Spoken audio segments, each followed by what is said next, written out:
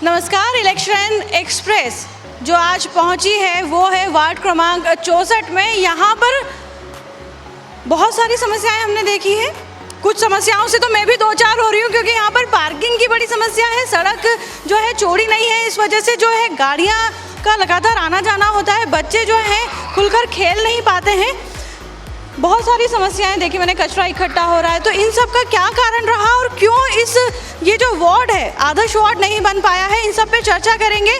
और यहाँ से अपनी दावेदारी जो पेश कर रहे हैं कांग्रेस पार्टी के जो है शैलेश गर्ग जी, उनका स्वागत करते हैं। बहुत बहुत स्वागत है आपका। जी नमस्कार मैडम। आपसे जानना चाहेंगे कि जैसे मैं अभी आ रही थी तो मैंने देखा यहाँ पर सड़कें जो हैं बहुत छोटी छोटी सी हैं, पॉश कॉलोनी है, बावजूद इसके जो है खुलकर बच्चे खेल नहीं पा रहे हैं। क्या कारण रहा? देखिए, ये वार्ड पिछले 6 साल से पार्षद विहीन है। नगर निगम की समस्या जो होती है वो हर घर में होती है, पानी की हो, ड्रेनेज की हो, सड़क की हो। आप देखें कॉलोनी के सड़कें जो हैं वो इतनी सकड़ी है कि यहाँ पे 2 गाड़ी अगर खड़ी हो जाए तो तीसरी गाड़ी यहाँ से निकल नहीं सकती। गार्डन के नाम पर जो गार्डन बनाया गया उसमें ना झूले हैं बच्चों के, और उसमें से ड्रेनेज की बहुत गंदी बास आती है। कई मूलभूत समस्याओं से ये पूरा वार्ड, ये तो आप पॉश कॉलोनी में खड़े हैं, इसके अलावा यहाँ पर आप चलेंगे तो कई बस्तियाँ इस वार्ड के अंदर है। वहाँ पर पानी नहीं है, इस गली में पानी है, दूसरी गली में पानी नहीं है, कचरा पड़ा है। सारी जो पिछले की गलियाँ होती है वो सब चौक पड़ी हैं। नगर निगम स्वच्छता में नंबर 1 बताने वाला केवल मेन रोड पर नंबर 1 है, बाकी अंदर सारी गलियाँ पे कचरा पड़ा है, गंदगी पड़ी है। आप ट्रैफिक आपने देखा नौलखा चौराहे से आए, हेवी ट्रक्स चलते हैं, कभी भी कोई दुर्घटना है आप लगातार देखते हैं अग्रसेन चौराहा, नौलखा चौराहे पे लगातार होती हैं। तो ये सब चीज़ों की जो समस्या है इनकी लड़ाई लड़ना है, और भविष्य में जब भी मुझे मौका मिलेगा तो मैं इसके लिए समस्याओं के लिए ताकत से लड़ाई लड़ूंगा। शैलेश जी, मैं आपसे जानना चाहूँगी, ये तो वो समस्याएं हैं जो सामान्य हर आदमी जो है यहाँ का रहवासी उससे दो चार हो रहा है। इसके अलावा आप अपने किन मुद्दों को जो है सामने रखेंगे? देखिए, नगर निगम इंदौर जो है वो स्वच्छता में नंबर 1 आई, पर आज भी देखिए गरीबों जो हैं उन लोगों के राशन कार्ड नहीं है। आज उनको राशन नहीं मिल पा रहा है। उन्हें कई प्रकार की जो नगर निगम से लोन मिलता है उन समस्याओं में उनमें बहुत ज़्यादा समस्या है। उसके बाद पेंशन नहीं मिल पा रही, जो वृद्धा पेंशन होती है, और नगर निगम की जितनी भी स्कीम्स और योजनाएं हैं उनको जानकारी नहीं पहुंच पाती, क्योंकि वो लोग एक बहुत लोअर लेवल का जीवन कर रहे हैं। नगर निगम जो है इंदौर की केवल हवा में अपने आप को नंबर 1 बताती है, बाकी सारी सुविधाओं में पूरी तरह से पिछड़ी हुई है नगर निगम। और आप देखिए स्ट्रीट लाइट सारी बंद पड़ी है, आप जाएंगे रात को अंधेरा है, रोज़ दुर्घटनाएं होती है, अपराध होते हैं। तो ये वार्ड के अंदर बहुत सारी जो आने वाले समय में मैं अगर पार्षद बनता हूँ तो जो समस्या है उनको निपटाने का पूरा प्रयास करूँगा। जब मैं यहाँ आ रही थी तो मैंने देखा कि यहाँ पर कुछ प्लॉट खाली है, वहाँ कचरा इकट्ठा हो रहा है। एक ऐसी जगह थी जो शायद रास्ता थी वो भी बंद पड़ा है। तो इतनी बड़ी जो चीज़ें हैं इसकी अनदेखी हुई, तो कभी आप लोगों ने आवाज़ उठाने की कोशिश नहीं? क्योंकि आप कांग्रेस की तरफ से अध्यक्ष भी रहे, तो आपके पास आप चाहते तो शायद ज़रूरी नहीं कि आप दावेदारी अपने पार्षद के लिए दावेदारी दिखाएं, उसके बाद ही आप वार्ड का भला करें। देखिए, मैं लगातार राजनीतिक जीवन में 23 साल हो गए और मैंने कई बड़ी समस्याएं अपनी ताकत से, अपनी शक्ति से और क्षमता से और मेरी टीम के बल पे मैंने इसको निपटाई है। और कई प्रकार के आंदोलन, जन आंदोलन बड़े शहर के अंदर मेरे नाम है। वो व्यापारियों की समस्याओं, व्यापारी प्रकोष्ठ का मैं अध्यक्ष रहा, अभी शहर कांग्रेस का मैं कोषाध्यक्ष हूँ। जितनी भी समस्या होती है मैं लड़ाई लड़ता हूँ, पर कई समस्याएं आप जानते हैं कि रसूखदार जो होते हैं, अभी आप देखिए 15 साल से भारतीय जनता पार्टी की सरकार है, 15 महीने हमारी सरकार आई, हमने कई प्रकार के भूमाफियाओं को उखाड़ फेंका। ये भी उन भूमाफियाओं में से कुछ लोग हैं जिन लोगों ने सड़क पे कब्जे कर रखे हैं। सड़कों को जो 10 फीट की 20 फीट की सड़क थी उस पर 10 फीट का कब्जा बनाकर मकान बना रहा है। आपने खुद ने स्वयं देखा है। मैं आगामी समय में आपसे इस क्षेत्र की जनता से वादा करता हूं कि उस रास्ते को फ्री कराऊंगा और ये जितने भी अतिक्रमण हैं, एक भी अतिक्रमण इस कॉलोनी के अंदर नहीं रहेगा। यहाँ पर जो है, मैं एक महिला है मेरे साथ, मैं उनसे जानना चाहूँगी कि ये जो हम वार्ड 64 की बात करते हैं, हम थोड़ा आगे जाएं तो वहाँ पर 3 इमली भी आता है, पालदा भी आता है। वहाँ पर रात के वक्त जो है स्थिति थोड़ी सी भयावह कह सकते हैं महिलाओं के लिए, तो अब तो उसके लिए क्या करेंगे? एक्चुअल में क्या है मैम कि ये जो एरिया है अनसेफ मतलब हम लोग भी चाहते हैं कि भाई हमारी लड़कियां हैं अकेले जा रही हैं, ट्यूशन कोचिंग से लेट आती है, तो लड़कों का हॉस्टल एरिया वो जो मतलब बाहर खड़े रह रहे हैं, थोड़ा सा मतलब एटमॉस्फेयर ऐसा क्रिएट करते हैं कि हमको लगता है कि अकेले बच्चों को हम भेजें ना। तो ये सारी समस्याएं तो रहती है और साथ में पानी की समस्या बहुत ज़्यादा है। चलिए जी, यहाँ पर जो बहुत बड़ी जो समस्या है, और ये बहुत बड़ी समस्या नहीं है, बहुत अहम बात है कि आज यदि हमारे घर की महिलाएं सुरक्षित नहीं है तो हम सड़कें कितनी अच्छी बना लें, गार्डन बना लें, बावजूद इसके भी हम एक तरह से नाकामयाब ही कहलाएंगे। तो इसके लिए आप क्या करने वाले हैं? देखिए, मध्य प्रदेश के जो मुख्यमंत्री हैं अपने आप को मामा कहलाते हैं और भांजियों की रक्षा करूंगा और हर बार ये कहते हैं, पर आप देखिए महिलाओं के अत्याचार हो या लगातार इंदौर के अंदर अपराध की बात करें, रोज़ डकैती, लूट, महिलाओं के साथ अत्याचार बढ़ते जा रहे हैं। तो जितना प्रयास होगा यहाँ पे पुलिस की चौकियाँ बनाई जाएगी, पुलिस की गश्त बढ़वाई जाएगी, जैसे भी पुलिस प्रशासन से हमारी मदद ले सकते हैं उतनी मदद लेकर मैं इस वार्ड के अंदर तो कम से कम महिलाओं को सेफ रखने का जो महिलाओं के लिए प्रयास कर सकता हूँ या बच्चों के लिए जो प्रयास कर सकता हूँ या रहवासियों के लिए, वो मैं इसमें पूरी ताकत से करूँगा। यहाँ पर है जो भैया, मैं उनसे पूछना चाहूँगी कि महिलाओं की सुरक्षा अलग बात है, अपराधों को लेकर भी हम पीछे की बात करते हैं, पालदा और इन जगह की, तो यहाँ पर अपराध जो हैं वो बढ़ते ही रहते हैं, है ना? आए दिन हम सुनते रहते हैं, लूट है। हाँ, यहाँ पे समस्या मैडम अपराध तो बढ़ते ही जा रहे हैं, क्योंकि यहाँ पे चेन स्नैचिंग जैसी घटनाएं और गाड़ी चोरी जैसे मामला मैडम कहीं आए दिन होते रहते हैं इस क्षेत्र में। तो आपने इसके पहले कभी शिकायत नहीं करी पूर्व पार्षद को? मैडम शिकायत तो की जाती है मैडम, लेकिन अधिकारियों का कोई ध्यान नहीं रहता इस ओर। यही समस्या मैडम हम नगर निगम में भी कितनी बार हर चीज़ को बोला हमने, रोड की समस्या बोली, ड्रेनेज की समस्या बोली। यहाँ बारिश में कम से कम 2-3 फीट तक का पानी भरा जाता है। तो हमने हर प्रकार से हर चीज़ में क्षेत्र के रहवासियों ने शिकायत करी, लेकिन इसका कोई निराकरण नहीं होता है। घूम फिर के बाद जो है मूलभूत सुविधाओं पे आ रही है कि यहाँ पर ड्रेनेज की, सीवरेज की, पीने के पानी की ये जो सुविधाएं हैं, लाइट नहीं मिल पा रही है, सड़क जो है वो चौड़ीकरण का अभाव यहाँ देखा जा रहा है। यहाँ पर मैं जानना चाहूँगी कि बारिश के दिनों में कैसी स्थिति होती है? बारिश के दिनों में यहाँ पे स्थिति इतनी बिगड़ जाती है कि मच्छरों से इतने परेशान हो जाते हैं और बच्चे इतने बीमार हो जाते हैं कि हर वीक में हॉस्पिटल जाना पड़ता है हमको दिखाने के लिए। बारिश के अलावा पीने के पानी की क्या स्थिति है? पीने के पानी की सबसे ज़्यादा समस्या है। आए दिन इसमें ड्रेनेज का पानी मिल जाता है, यानी हम लोग पानी भी नहीं पी पाते। यानी यदि किसी घर में बोरिंग नहीं है और न यहाँ टैंकर डलते हैं कि उनसे उनकी व्यवस्था पूरी हो पाए पानी की। ड्रेनेज, पीने के पानी, इसके अलावा आपको ऐसी कौन सी समस्या लगती है जिसको ऐसा लगता है कि हल होना बहुत ज़रूरी है? अतिक्रमण की समस्या है। हमारी कॉलोनी में ड्रेनेज का पानी आता है और रास्ते में भी वो इसका टैंकर नहीं आ पाता है पानी का।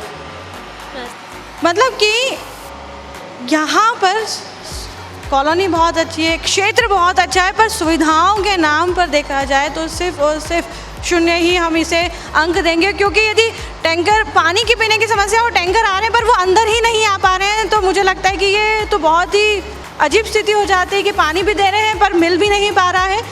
यहाँ पर एक बहुत प्यारी सी गुड़िया है, मैं उससे जानना चाहूँगी कि गार्डन है, बहुत अच्छा गार्डन है, आप खुश हैं इस गार्डन से?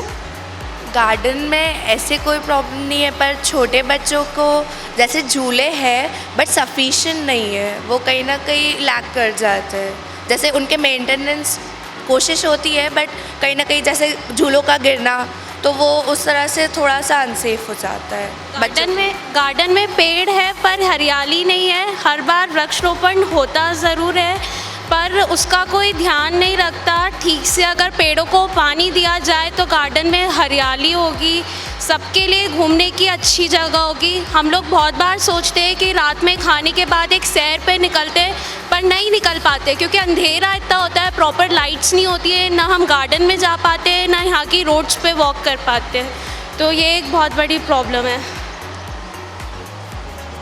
इस 64 नंबर के वार्ड को आदर्श वार्ड बनाने के लिए शैलेश गर्ग जी को है जो बहुत मेहनत करनी पड़ेगी। शैलेश जी, आपसे जानना चाहेंगे, जैसे कि अभी बिटिया ने बताया कि गार्डन तो है, अच्छा है, पर झूलों की व्यवस्था नहीं है।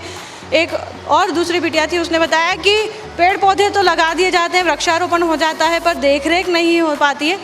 तो ये समस्या को किस तरह हल किया जाएगा? देखिए, मैं सबसे पहले तो मंगल मूर्ति जो रहवासी संघ है उसका बहुत बहुत धन्यवाद और शुक्रिया करता हूँ, जिनकी बदौलत ये गार्डन आज बना है और ये झूले भी जो लगे हैं, ये इंदौर नगर निगम ने यहाँ पर कोई काम नहीं किया है। ये केवल रहवासी संघ के कारण ये सब आज मेंटेन भी है और ये गार्डन भी आज डेवलप्ड है। और आगामी समय में नगर निगम से जो मदद होगी, जिस प्रकार की समस्याओं का समाधान मैं करा सकता हूँ, नगर निगम के द्वारा मैं कराऊँगा। देखिए, एक नियत नीति चाहिए होती है काम करने के लिए। मैं लगातार पार्षद के बिना भी सभी की सेवा के लिए सदैव खड़ा रहता हूं और जब मुझे पार्टी की तरफ से टिकट मिलेगा और जनता मुझे मौका देगी तो मैं पूरी ताकत से काम करूंगा और मेरे लिए ये सब काम मुझे लगता नहीं कुछ बड़े हैं। मैं साल भर के अंदर सारी समस्याएं यहाँ से ख़त्म कर दूंगा, ये मेरा वादा है। यहाँ पर एक अच्छी बात जो निकल के आई है, नियत और नीति। तो मैं यहाँ पर एक अंकल हैं, उनसे जानना चाहूँगी कि जो पहले जो पार्षद थे, क्या उनकी नीयत नहीं थी इस वार्ड को आदर्श वार्ड बनाने की, या उनकी नीति सही नहीं थी? सक्रिय नहीं थे बिल्कुल भी यहाँ काम करने के लिए। कभी वो क्षेत्र में इधर उन्होंने समस्या के प्रति ध्यान नहीं दिया। इसके अलावा आपको ऐसा क्या लगता है कि यहाँ पर बुजुर्गों के लिए, सीनियर सिटीजन के लिए उनकी अनदेखी हो रही है? हाँ, बराबर हुई है उनकी। दूसरा एक कंसरी नगर जो हम जहाँ के रहवासी हैं, वहाँ की मुख्य समस्या ये एक निकास की है, जो रास्ता प्रॉपर नहीं है। दूसरा ड्रेनेज की भी है। ड्रेनेज में बारिश में पानी भरा जाता है, घरों में पानी भरा जाता है और ये गार्डन भी विकसित नहीं है। जबकि आपने कभी इसकी शिकायत नहीं करी कभी? हाँ, किया हमने, नगर निगम में भी किया, क्षेत्रीय पार्षद को भी कहा, विधायक जी को भी दिया हुआ, बाकी अभी तक कुछ हुआ नहीं। सक्रिय, निष्क्रिय, बहुत सारी चीज़ें हैं। यहाँ पर शैलेश जी, मैंने देखा था कि कुछ खाली प्लॉट है, वहाँ कचरा इकट्ठा हो गया है। मोदी जी ने एक ही नारा दिया है स्वच्छ भारत अभियान का, और स्वच्छ भारत अभियान के तहत हम स्वच्छ शहर की श्रेणी में जो आते हैं, 5 बार जो है हम लगातार जीत का परचम। पर आपके वार्ड, जिस वार्ड से आप लड़ रहे हैं, यहाँ पर खाली प्लॉट पे कचरा इकट्ठा हो रहा है, ये क्या तरीका? मतलब देखिए, मैं वही बोलना चाहता हूँ, भैया ने भी ये बात कही और हर जगह ये बात निकल के आ रही है कि स्वच्छ केवल मेन रोड है, बाकी अंदर कॉलोनियों की स्थिति बहुत बेकार पड़ी है। हमेशा हम पढ़ते हैं खाली प्लाट पर अगर कब्जा कचरा दिखेगा या गंदगी दिखेगी तो उसका चालान बनाया जाएगा, पर आप तो खुद स्वयं देख रहे हैं, आपकी पूरी टीम देख रही है कि प्लाटों पे कब्जे भी हो गए हैं, प्लाट पे कचरा पड़ा है, गंदगी पड़ी है, कचरा जल रहा है, पर कोई जनप्रतिनिधि सुनने वाला नहीं है। जनप्रतिनिधि इस प्रकार के नकारा हो चुके हैं इंदौर के, और जनता जो है वो कितनी बार भी अपना प्रयास करती जाती है, उनके पास न मिलते हैं, न मुलाकात करते हैं और न जनता की समस्या निपटाने की उनकी नीयत है। नियत और नीति में अंतर यही बता रहा हूँ कि स्वच्छ भारत का सपना जो है और जो स्वच्छता का पंच लगाने की बात है, अगर वो टीम स्वच्छता सर्वेक्षण वाली इंदौर आ जाए तो इंदौर कभी नगर निगम नंबर 1 नहीं आ सकता। तो हमें कॉलोनियों को भी स्वच्छ बनाना है, जनता उसके लिए जागरूक है, पर अधिकारियों को जागरूक होकर उसके लिए काम कराने वाला व्यक्ति आपको लाना पड़ेगा। जिस प्रकार से पार्षद होता है वो एक व्यक्तिगत घर का व्यक्ति होता है। पार्षद को लोग जो जिताते हैं इसलिए जिताते हैं कि विधायक, सांसद, महापौर तक नहीं पहुंच पाते, पर पार्षद एक ऐसा व्यक्ति होता है जो घर का व्यक्ति होता है। तो इसीलिए एक ऐसा पार्षद बने जो यहाँ पर काम करे और जो पिछले 6 साल है उसकी भी पूर्ति करे। मतलब आपको जो है पूरा कमर कस के काम करने की ज़रूरत है, क्योंकि आपने खुद ने ही कह दिया कि आप जो पार्षद आएगा उसको आने वाले 5 साल और पुराने जो 5 साल है उन सब की भरपाई करनी पड़ेगी। ये तो बात हुई कॉलोनियों की। हम यदि मेन रोड को देखें तो दुकानें हैं, बाहर गाड़ियाँ खड़ी रहती है, प्रॉपर पार्किंग नहीं है, ट्रैफिक जाम मेरे ख्याल से दिन भर में 2 या 4 बार होता ही होगा। तो किस तरह से इस समस्या का निराकरण करने का सोचा आपने? देखिए, मैं सबसे पहले आपको ये बात कही कि जो ट्रकें हैं वो इतना भारी वाहन और इतनी बड़ी मात्रा में यहाँ पर आता है कि उससे इतना लंबा 1-1 किलोमीटर तो लंबा जाम लग जाता है और कई प्रकार की दुर्घटनाएं होने का खतरा लगातार बना रहता है। तो सबसे पहले हमें ट्रकों का टाइम तय करना पड़ेगा। मैं कलेक्टर साहब से उसमें बात करूँगा, अपनी बात अपनी पार्टी के पक्ष, क्योंकि मैं पार्टी का कोषाध्यक्ष हूँ, ऑलरेडी मैं पार्टी का नेतृत्व करता हूँ, तो मैं उसमें बात करके तय करूँगा कि समय तय हो, सुबह 9 से लेकर रात के 9 तक सारी भारी वाहनों की एंट्री बंद हो जो पार्किंग की समस्या है वो गाड़ी की दुकान जो हम दुकानदार है उससे निवेदन करेंगे कि आपकी 1 गाड़ी 2 गाड़ी यहाँ पे लगे, और बाकी जो पार्किंग्स की जो स्थल खाली पड़े वहाँ पे कुछ पार्किंग के लिए बड़ी मॉल्स वगैरह बनाए जाएँ जिसमें पार्किंग के लिए गाड़ियाँ लग जाए, तो ये ट्रैफिक की समस्या पूरी हल हो सकती है। क्योंकि 3 इमली ब्रिज के बाद भी ट्रैफिक बहुत ज़्यादा हो जाता है। वहाँ पे फैक्ट्रीज है, साजन नगर में फैक्ट्री है, ये वार्ड कमर्शियल भी है। इस वार्ड के अंदर कई प्रकार की फैक्ट्रियाँ और कारखाने डले हुए हैं, तो उनको भी बड़ी संख्या में बिजली पानी की समस्या आती है। उसके लिए भी मैं पूरी तरह से कटिबद्ध हूँ। जो भी जैसा प्रयास होगा उसको करके मैं इसको हल करूँगा। आपने जो जिन क्षेत्रों का नाम लिया और अभी हम जिस क्षेत्र में खड़े हैं, जिस कॉलोनी में खड़े, इसमें और उसमें ज़मीन आसमान का फ़र्क है। मतलब इतनी पॉश कॉलोनी होने के बावजूद यहाँ मूलभूत सुविधाएं नहीं है, तो वहाँ की हालत तो इससे बदतर है। देखिए, मैं थोड़ा सा आपको इसके बारे में बताता हूँ। मंगल मूर्ति, शिवमूर्ति, साजन नगर, आनंद नगर, खंडेलवाल नगर और अब BCM हाइट्स, और ये पूरा एरिया जो है वो VIP एरिया है। उसके बाद हम जाएंगे दुर्गा नगर, पवनपुरी, पाल्दा, त्रिवेणी नगर, अभिनव नगर, देवनगर, नर्मदा नगर, ये सब एक बस्तियाँ हैं। चितावत, काकड़, कौशल्यापुरी, ये बहुत गरीब बस्तियाँ हैं। आप समझ सकते हैं कि जब इन पॉश कॉलोनियों में ये हालत है तो वहाँ पर किस तरीके का बदतर जीवन वो लोग जी रहे हैं। अगर आप मेरे साथ वहाँ चलेंगे तो आप देखेंगे कि इतनी गंदगी पड़ी है, ड्रेनेज पूरी तरह से चोक है, लोगों के घरों के अंदर ड्रेनेज का पानी भर रहा है। पीने के पानी का तो सोचना ही बहुत दूर है, वो कम से कम 2-2 किलोमीटर दूर से पानी भर के लाते हैं। तो इतनी बुरी हालत इस वार्ड की पड़ी है, जब आप वहाँ जाएंगे तो आपको खुद को लगेगा कि इंदौर कहाँ से नगर निगम जो है उनको नंबर 1 बताया जा रहा है। अपने आप के झूठे ढोल पीटे जा रहे हैं। वहाँ पर रात को पूरा अंधेरा पड़ा रहता है, लाइटें नहीं है, लोगों ने बद से बदतर जीवन वहाँ जी रहे हैं। तो वो सब भी एक बहुत बड़ी चुनौती है मेरे लिए काम करने की, पर मैं उसके लिए पूरी तरह तैयार हूँ। यदि हम एक आम नागरिक की बात करें तो आप जो है किसी पार्टी विशेष से ना खुश है पूरी तरह से, ये कह सकते हैं? नहीं, देखिए, मैं पार्टी विशेष का विरोध नहीं करता हूँ। मैं चाहता हूँ कि जो जनप्रतिनिधि बने वो अपने कर्तव्यों का पूरा निर्वहन करे। पार्षद, मैं फिर बोलता हूँ, पार्षद एक घर का व्यक्ति होता है। अगर आप घर परिवार के व्यक्ति होकर उनका चुनाव होने के बाद, जीतने के बाद आप घर चले जाते हैं और निष्क्रिय रहते हैं, तो ये किसी प्रकार का जनता के साथ धोखा है। जनता ने आपको जिताया है, मौका दिया है काम करने का, तो पूरी ताकत से काम करना चाहिए। आपको क्या लगता है कि आदर्श वार्ड की जब हम बात करते हैं तो देखिए, यहाँ पर मैं जो हमारे कैमरामैन जी हैं उनसे कहना चाहूँगी कि एक बार देखें कि कितनी यहाँ पर गाड़ियों की समस्याएं हैं। आपको लगता है कि जब ये आप बन के आएंगे, पार्षद बन के आएंगे, तो इसको ये जो है समस्या है, इसको कैसे सॉल्व करेंगे? देखिए, सबसे पहले जो गाड़ियाँ घर के बाहर खड़ी हैं उन गाड़ियों को अंदर लगाने की व्यवस्था करना पड़ेगी। उसके बाद ही ये सड़क, क्योंकि अब सड़क तो ये... एक मिनट में आपको रोकना चाहूँगी। यदि आपने कहा कि गाड़ियों को अंदर लगाएंगे तो मेरे ख्याल से ये आपके घर की गाड़ियों को, यदि आपने अपने घर के अंदर लगाई तो वहाँ पर जो आपके घर के बुजुर्ग बैठे, फिर उनकी बैठने करने की व्यवस्थाओं का क्या करेंगे? मैं बताना चाहता हूँ आपको कि ये समस्या बहुत गंभीर है और उसको निपटाना और उससे निपटना, उसके लिए मुझे लगता है कि एक पार्किंग के लिए बहुमंजिला इमारत बनानी पड़ेगी जिसमें सारी कॉलोनियों की गाड़ी लग जाए, क्योंकि कॉलोनी तो बन चुकी है। अब इन मकानों को हम तोड़ नहीं सकते। तो इसका किस प्रकार से निपटा जाए, एक पार्किंग के लिए कोई जगह निर्धारित की जाए जहाँ पार्किंग गाड़ी लगे, क्योंकि 2 गाड़ी मैंने बताया आपको आमने सामने लग जाती है कॉलोनी में, तो कोई गाड़ी निकल नहीं सकती है। तो वो समस्या हम सब लोग बैठ के, अधिकारियों के साथ बैठ के किस प्रकार निपटाई जा सकती है उसके लिए प्रयास करेंगे।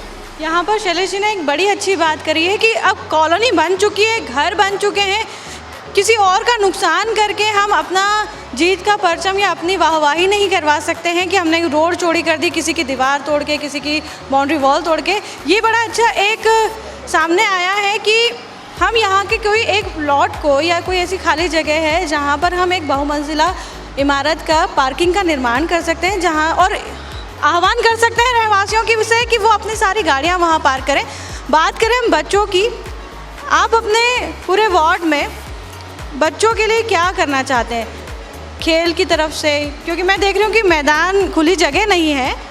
नहीं, मैदान यहाँ पर है। हम कौशल्यापुरी जाएंगे तो एक बड़ा मैदान है, यहाँ मैदान है, आनंद नगर मैदान है और प्रकाश नगर के अंदर गार्डन है। सभी प्रकार के बच्चों के लिए झूले, क्रिकेट मैच, मैंने पिछले रविवार को एक बड़ा क्रिकेट मैच कराया था जिसके अंदर 8 टीमों ने भाग लिया था। तो मैं लगातार खेल के आयोजन भी कराता हूँ, कुश्ती भी कराता हूँ, कई प्रकार के चेस के आयोजन भी कराता हूँ। तो मैं बच्चों के लिए चाहता हूँ कि झूले लगे अच्छे से, कोई क्रिकेट का ग्राउंड हो जहाँ पे वो अपनी फिजिकल एक्टिविटी, क्योंकि आप देखते हैं आजकल मोबाइल और लैपटॉप का जीवन हो गया है, तो हमें ज़रूरी है कि हमारे बच्चों को हम बताएं पहले हम बोलते थे घर से कि बच्चों को अंदर आए, आज हम बोलते हैं घर से कि भैया बाहर जा। हाँ, यही क्योंकि पार्षद की भूमिका पहले सिर्फ साफ सफाई, लाइट, बिजली रह गई थी, पर आज जो है आज के परिवेश में उनकी भूमिका बिल्कुल अलग हो गई है। उन्हें बुजुर्गों से लेकर छोटे बच्चे तक का ध्यान रखना है।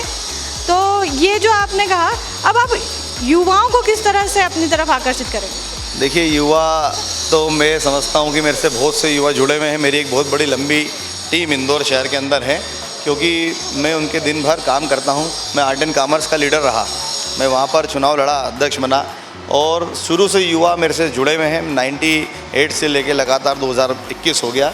तो युवाओं की एक बड़ी फौज है, उनके लिए जितना भी ज़्यादा आज रोज़गार की सबसे बड़ी समस्या है। आज वो पढ़ लिख लेता है पर रोज़गार नहीं है उसके पास। तो किस प्रकार हम नगर निगम से उनके लिए दुकानें बनवा के उनको दुकान दिला सकते हैं, उनको किस प्रकार से कोई नए नए तरीके लाके उनको किस प्रकार से रोज़गार मिले। अभी आज देखें, आयुष्मान कार्ड बन रहे हैं, कई आधार कार्ड के सेंटर बनाए जा रहे हैं, उससे भी रोज़गार हम लोगों को मिलता है। तो युवाओं के लिए एक तरह तरह के प्रयास करके किस प्रकार से रोज़गार उत्पन्न हो, हम उसका कोशिश करेंगे।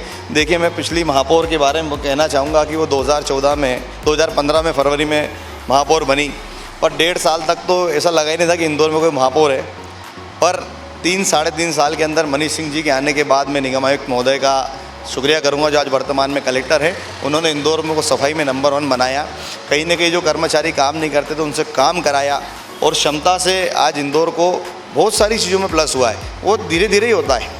आज हमारे देश में हमारा नाम है, और जो बुज़ुर्गों के साथ घटना हुई वो भी एक गंभीर विषय है। किस प्रकार से बुज़ुर्गों को भेड़ बकरियों की तरह लाद के गाड़ी में ले जाया जा रहा है।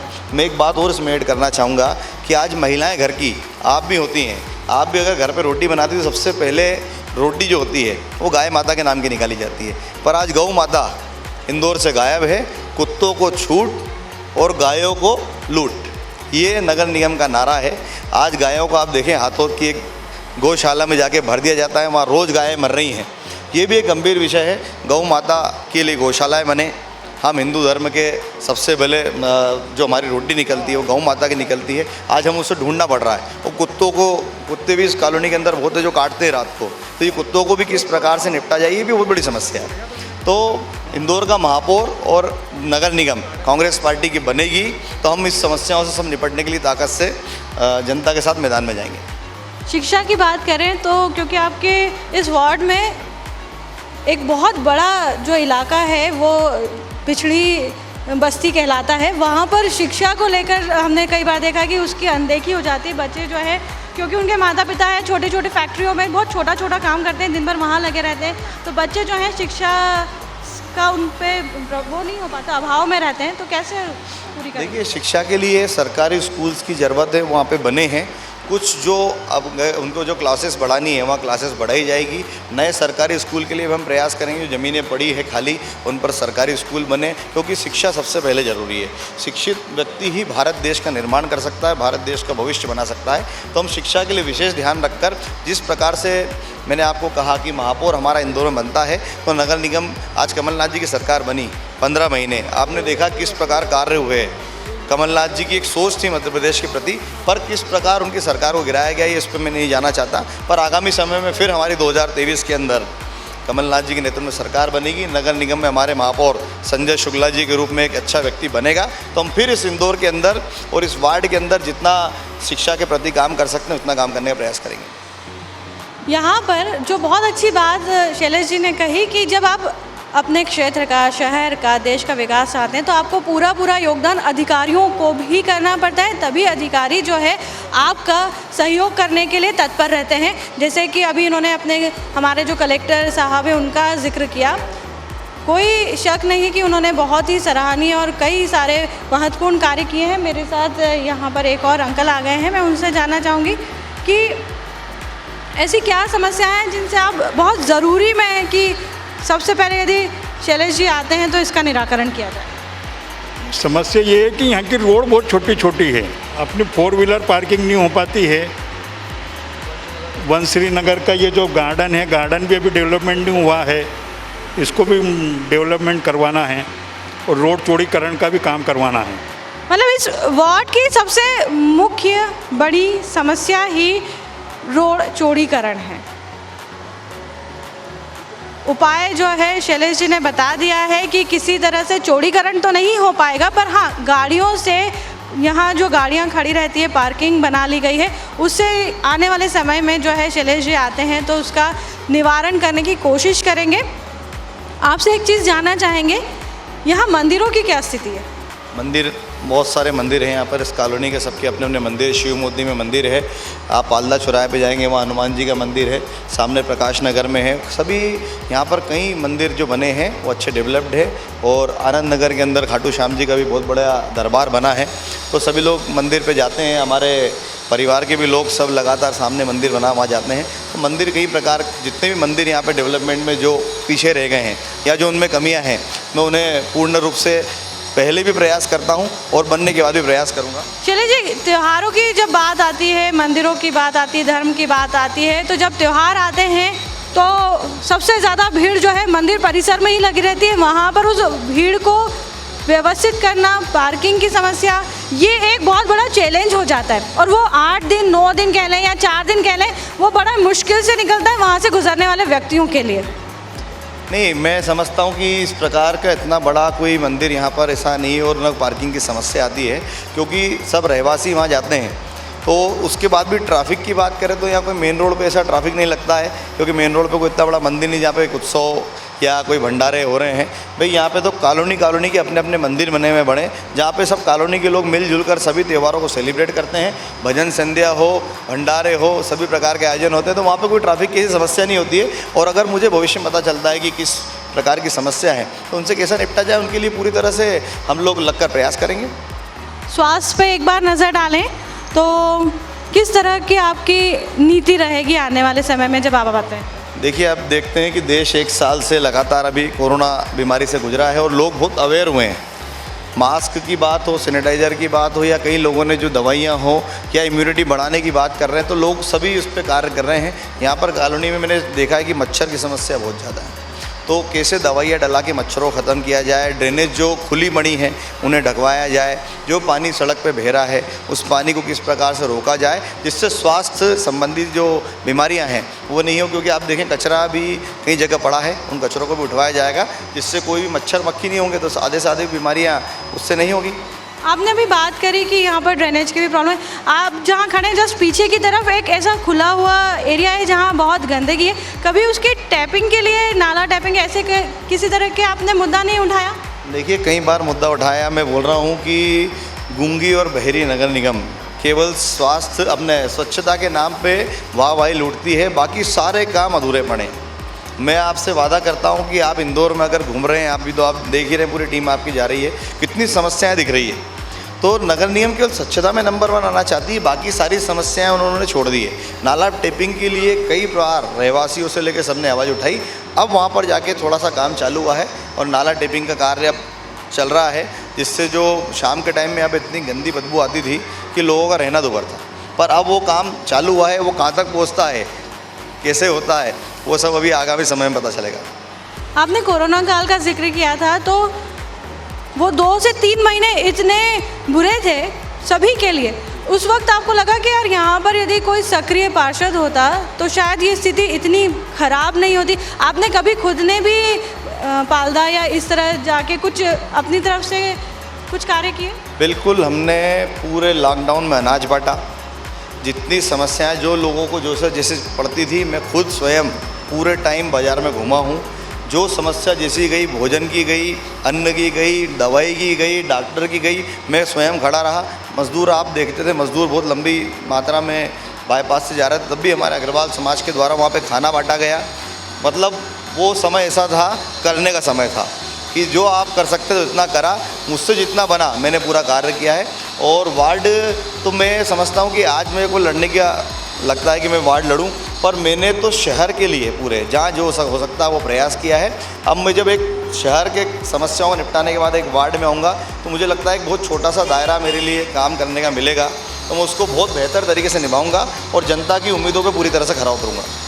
मुझे जो है शैलेश जी की ये बात बड़ी अच्छी लगी कि उनका जो उत्साह है वो बड़ा ही चरम पर है कि ये जो काम है, चाहे वो ड्रेनेज का हो, सीवरेज का हो, पानी की व्यवस्था, लाइट की, पार्किंग की, बहुत सारी समस्याएं हैं, पर उन्होंने कहा कि यदि मैं जीत के आता हूँ तो ये खेल खेल में ही पूरी हो जाएगी।